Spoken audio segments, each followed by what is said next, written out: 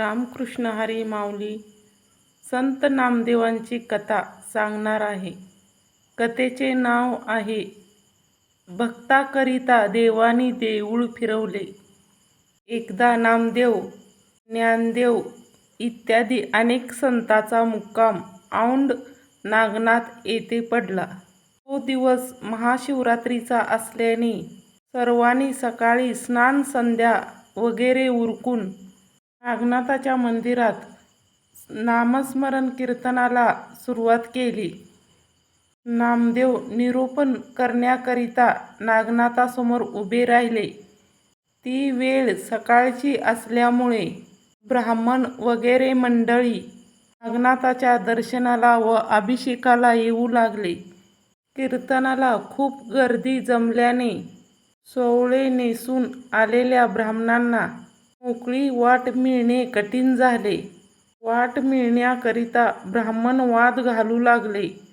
या टाळकऱ्यांना नावे ठेवू लागले. काही लोक नामदेवाच्या अंगावर खेकसले तर काही त्याला धक्के मारून घालवून देऊ असे बोलू लागले. शिंपी जातीच्या एका टाळकऱ्याने शंकराच्या देवळात येऊन टाळ कुटावेत आणि शेकडो लोकांनी भाविकपणे त्याला साथ द्यावी हे दृश्य पाहून काही कर्मठ ब्राह्मणांच्या पायाची आग मस्तकापर्यंत गेली. वाद काही थांबेना व वाट काही मिळेना. त्यापैकी एकाने सुचविले, "अहो शिंपी बुवा, तुमचे भजन कीर्तन देवळाच्या मागे कुशाल चालू द्या. आमची त्याला हरकत नाही. आम्हालाही सोवळ्याने जा ये करण्यात वाट मोकळी होईल." नामदेवांनी सूचना मान्य केली. पण ऐन रंगात आलेल्या कीर्तनात व्यत्यय आल्याने लोकांचा विरस झाला. श्रोत्यांना वाईट वाटले. पण नामदेव देवळाच्या मागे जाऊ लागले. तसे मग श्रोतेही जाऊ लागले.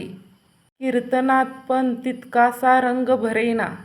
नामदेवांनी पुंडलिक वरदेव हरी विठ्ठल असा हरिनामाचा जय जयकार करण्यास सुरुवात केली. कीर्तनात रंग भरण्याकरिता परमेश्वर धावून आले. चमत्कार असा की स्वर्गातून 9 लक्ष पताकाधारी वारकरी खाली उतरले आणि कीर्तनात येऊन बसले. हा चमत्कार पाहून श्रोत्यांना परमावधीचा आनंद झाला. मंत्रमुग्ध होऊन ते चोहीकडे टकाटका पाहू लागले. टाळ्यांचा गजर थांबेना. नामदेवाच्या डोळ्यातून तर धारा वाहू लागल्या.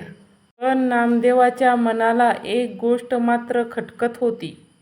सर्व काही व्यवस्थित आहे, पण नागनाथ पाठमोरे झाले.